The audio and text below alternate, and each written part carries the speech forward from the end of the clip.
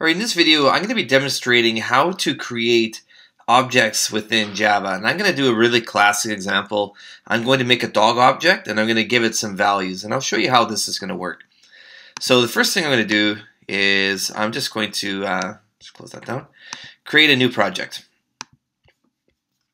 And let's go ahead and call this dogs demo. Let's go like that.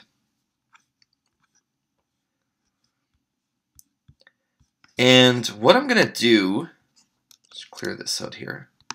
I'm actually going to add a second file into this project. A lot of the times in Java, when you're creating something, you're going to use a single file. Like most of my other projects here, they all have one file. And this project right now has a file called dogsdemo.java. I'm actually going to add a second file in. So the way to do that is I'm going to right-click this package right here. This is the package name. Right-click it and go to New and call it a new Java class is what I want. And for this one, I'm just going to call it dog. This is exactly what you want here. So it just says public class dog. And one thing you should notice about this file, it does not have a main in it. So this one here has the public static void main. This is the file that's actually going to run. And this is a second, this is called a class. This is going to be attached to the main program. It's all in the same package. That's how they can see each other, is because of this line right here.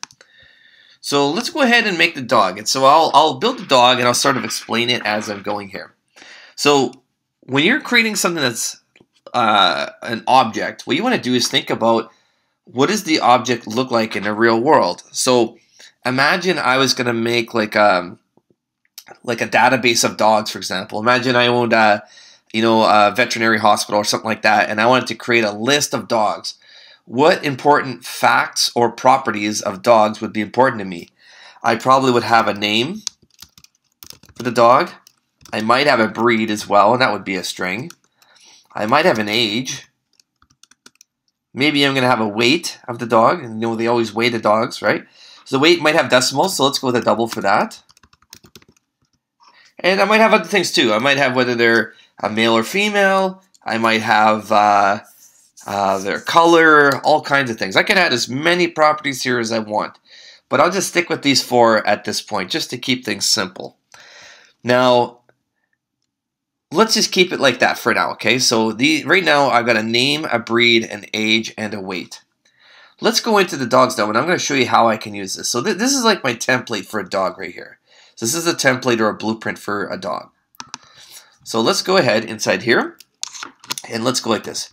Dog, and let's give it a variable name. So we'll call the first one dog1 equals new dog, like that. So what I've done at this point with this line of code is I've actually created what's called an instance of this dog. So this dog, I sort of made a copy of it in memory, and I put it into memory right now. Now, just by creating a new dog like this, what basically happens is its name, breed, age, and weight, they're all set to null at this point. It has no values, so you can't really do anything with it. But what we can do is we can start giving it values. We can say things like this: dog1.name equals Sammy, for example. And I can say dog1.age equals 5. And dog1.breed equals Corgi, for example. And then the last one was dog1.weight. And the nice thing about NetBeans, it has code completion. So you just hit dog1, hit dot, and you can see what you put in there, right? So I gave it a weight, and the weight has to be a double, so it can tell me right here. So it's going to be, let's say it's 23.5 pounds, something like that. So right here, this is the creation of dog1 right here. So create dog1. Now dog1 is just a variable name for this dog. I don't know if I would necessarily call this thing Sammy, because this is like a variable name for a dog, and all the details within the dog are right here. These are different things, so be careful with this. I'm not sure, like I said, dog1 is an appropriate variable name for me, but you might want to use something different. Now say, for example, I want to print this stuff all out.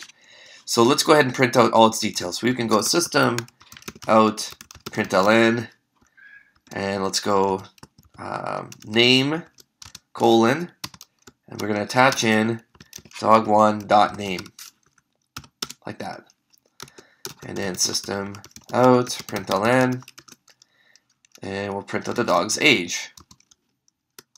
So same idea. So plus dog1 dot age. And then we'll keep going with the other ones here. So breed. We'll attach in dog1 dot breed. And then finally we're going to get the dog's weight here. So dog1 dot weight. Okay, let's go ahead and run it. It should display all of the information of our dog. Hopefully it'll work correctly. And it does. So this is my first dog right here. All the details came out. And again, this is something that, you know, like if you're making a database program or a list of dogs, for example, this is the kind of thing you would do. You would actually create your dogs, right? You can do a lot of things with these objects later on. Like you could potentially, you could actually like sort the dogs, or you can search for a particular dog that you're looking for, and things like that, right? Let's go ahead and add a second dog here. So we can go dog2, let's make a second one, equals new dog. And then we'll say dog2 dot name equals, I'm trying to think of a dog name, I don't know, Taffy. Dog2 dot age equals 7. Dog2 dot breed equals collie, and dog2 dot weight equals 19.8, something like that. Okay, now I'm just going to double check that all this stuff works correctly. I'm going to copy this and just print out all the details for dog2 just to make sure everything looks good. And just to separate the two, because they're just going to show up one on top of the other here, I'm just going to put in just a bunch of dashes here, just to separate these. Okay, so this should print out dog2. Awesome. Now, the last thing I'm going to do in this video, I just want to show you that you can use these properties inside of things like if statements. So I could do something like this, for example. I could say if dog1 dot age is greater than equal to dog2 dot age. I could do things like this. Then I can say dog1, or I can say, sorry, I'm not going to say dog1. Let's use that variable. I'll say dog1 dot name is older than, add in dog2 dot name. And then otherwise, we'll do the same thing, but we'll do dog2's name. So we're going to reverse the order. Just going to copy that, paste it, and say dog2 is older than dog1. So if dog1's age is greater than dog2's age, then we could do this. Okay, actually, I don't know if it says if it's equal, that's not going to be technically correct. Let's go like this. Dog1 age less than dog2 age. Like that. Why isn't it liking that? Oh, else if. Sorry. And then we'll do an else. So we'll do 3 conditions. Dog1 is older than dog2. Dog1 is younger than dog2. And then if they're the other one would be if they're equal.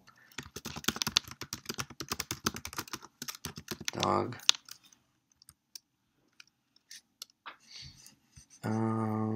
Wait a sec. Let's change this. I'm messing this all up. Dog1 is younger than dog2. I think that makes more sense. Dog1 is younger than dog2 in that case. And in this one, we'll say dog1 is the same age. Is the same age as dog2.name. Okay. So I think this makes more sense now. So if dog1's age is bigger than dog2's age, it'll print out dog1's name is older than dog2. That makes sense. If this fails, it goes to the next if. So else if the dog1's age is less than dog2's age, then dog1 is younger than dog2. Again, that makes sense. If this also fails, that means they have to be the same age. So it'll say dog1 is the same age as dog2. Okay, let's test it out. Right now, dog1 is younger, so Sammy is younger because they're only 5 compared to Taffy at 7. Should say that. Sammy is younger than Taffy. Perfect. Let's make Sammy really old now. Sammy's going to be 15. Let's try it again. Sammy's older than Taffy. And we'll try it again. 7 years old. Now they're the same age. Perfect. Okay, so again, what I'm doing, the whole purpose of this video is to demonstrate how you can create a separate object, which in this case is a dog, and how to incorporate it into your program.